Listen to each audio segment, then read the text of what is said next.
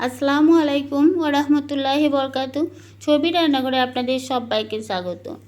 বন্ধুরা, আমরা কাঁঠাল খাই আর কাঁঠালের খোসা ফেলে দিই।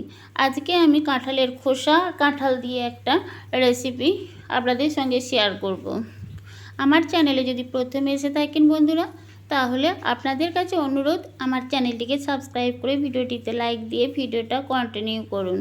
প্লিজ বন্ধুরা, লাইক দিয়ে ফুল ওয়াচ করে দেবেন। এই রেসিপিটা কিভাবে বানাচ্ছি সেটাই আপনাদের সঙ্গে শেয়ার করব। কাঁঠালের এই খোসাগুলো আমি ছুরি দিয়ে কাটবো না, যেহেতু এটা নরম আছে, হাতে করে ছোট ছোট টুকরো করে নিচ্ছি। আর এই কাঁঠালের খোসাটা ফ্রেশ আছে বন্ধুরা। এইভাবে ছোট ছোট টুকরো করে নেব। কাঁঠালের খোসা না ফেলে কাঁঠাল আর খোসা দিয়ে একটা রেসিপি এইভাবে বাড়িতে বানাতে পারেন।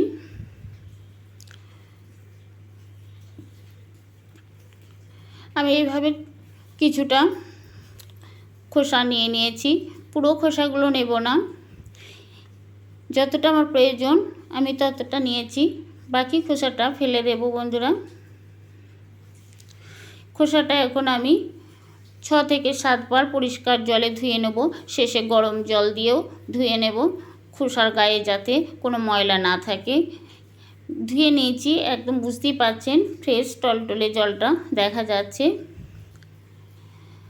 এখন গ্যাসের ওভেনে একটা কড়াই বসিয়েছি, কড়াইয়ের মধ্যে 1 বাটি জল দেব। গ্যাসটা অন করে দিয়েছি। ধুয়ে রাখা খোসাগুলো এখন ওই জলের মধ্যে দেব। সব খোসাগুলোই আমি এইভাবে জলে দিয়ে দেব।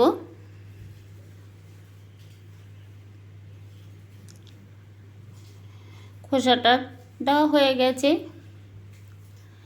গ্যাসটা আগে অন করে দিয়েছি। এখন ঢাকা দিয়ে হাই ফ্লেমে 15 মিনিট এটা রান্না হতে দেব। আমি এখানে 10 মিনিট পর চলে এসেছি বন্ধুরা।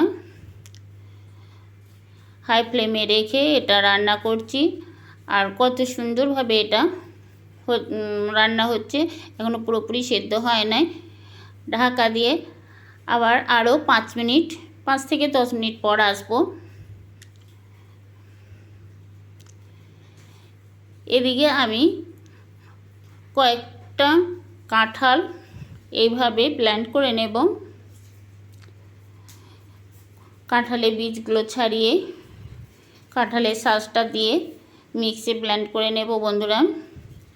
এক মিহি পেস্ট বানিয়ে নিয়েছি, এই দেখুন একেবারে মিহি। যদি মিহি না হয় তাহলে এটা অবশ্যই ছাঁকতে হবে। আমার এটা মিহি হয়ে গেছে, তার জন্য আমি ছাঁকবো না।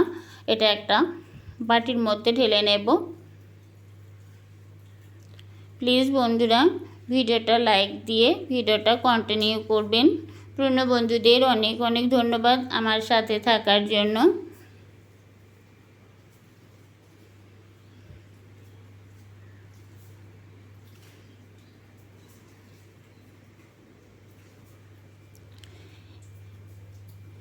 এইভাবে কাঁঠালের পেস্টটা আমি একটা বাটির মধ্যে নিয়ে নিয়েছি।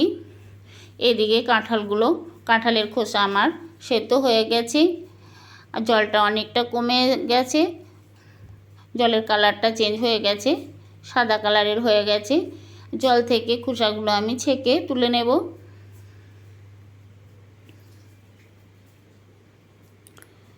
খোসাগুলো জল থেকে আমি তুলে নিচ্ছি বন্ধুরা। একটু ছেঁকে নিলে বেশি ভালো হবে। খোসাগুলো সব তোলা হয়ে গেছে। যে জলটা আছে এই জলটা আমি ছাঁকনির সাহায্যে ছেঁকে নেব।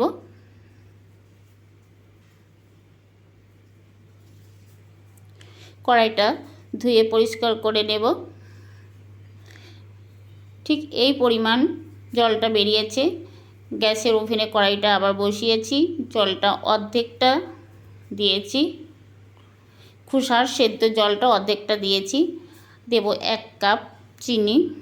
গ্যাসটা অন করে চিনিটা জাল করতে দিয়েছি বন্ধুরা।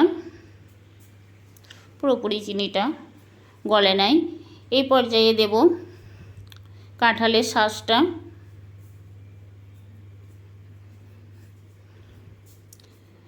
কাঁঠালের পুরো শাঁসটাই আমি এখানে দেব। আর এখন অনবরত নাড়তে হবে যাতে কোনো গুটি না পেকে যায়। এইভাবে গ্যাসের আঁচটা মিডিয়াম ফ্লেমে রেখে অনবরত নাড়ছি বন্ধুরা, নিচেতে যেন দলা পেকে না যায়।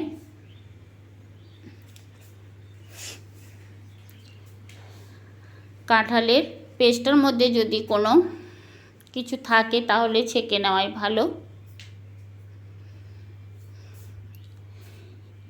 এভাবে অনবরত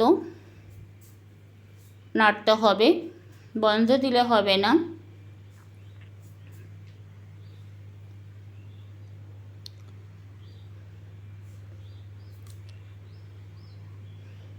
অনেকটা ঘন হয়ে এসেছে।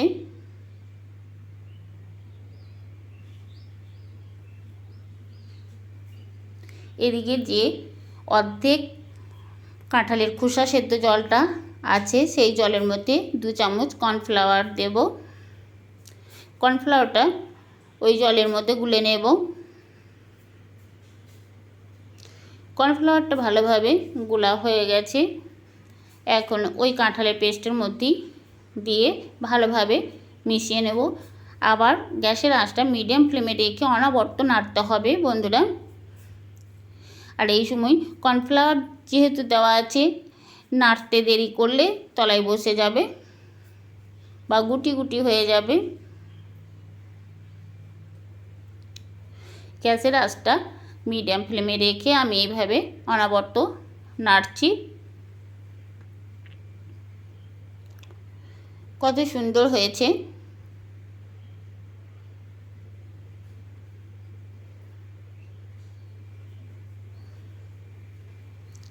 প্লিজ বন্ধুরা একবার এই রেসিপিটা বাড়িতে বানিয়ে দেখবেন। বাজার থেকে বেশি দামে জেলি কিনতে হবে না। যখন যে ফলটা উঠবে সেই সিজনে সেই ফলের জেলি বানিয়ে রাখলে অনেক টাকা বেঁচে যাবে। আর বাচ্চারা এই জেলিটা রুটির সাহায্যে রুটির সাথে খেতে খুবই পছন্দ করবে।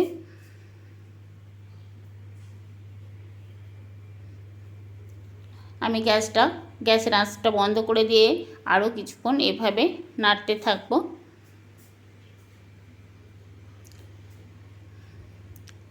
আমার এই জেলিটা তৈরি হয়ে গেছে বন্ধুরা। এটা যখন ঠান্ডা হয়ে যাবে তখন একেবারেই সেট হয়ে যাবে খুব সুন্দরভাবে।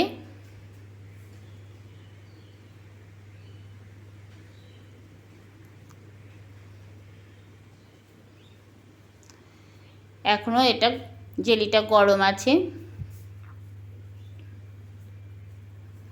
এটা ঠান্ডা করে একটা জারের মধ্যে ভরে রেখে দিলে সারা বছর রেখে দেওয়া যাবে। আমি এই ঠান্ডা করে কাঁচের এই জারের মধ্যে ভরে রেখে দেব। যেহেতু এখন এটা গরম আছে তার জন্য জারে ভরবো না। আমি একটা প্লেটে তুলে আপনাদের দেখাচ্ছি কত সুন্দর কাঁঠালের এই জেলিটা হয়েছে বন্ধুরা। বাচ্চারা যদি কাঁঠাল খেতে পছন্দ না করে তাহলে এইভাবে জেলি বানিয়ে দেবেন।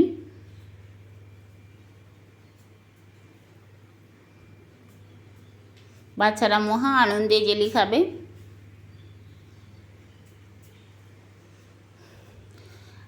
আমার এই রেসিপি কেমন লেগেছে অবশ্যই কমেন্ট করে জানাবেন। আর বাড়িতে হলেও একবার হলেও এই রেসিপিটা বানিয়ে দেখবেন। প্লিজ বন্ধুরা যদি কিছু ভুল ত্রুটি হয়ে থাকে মাফ করে দেবেন।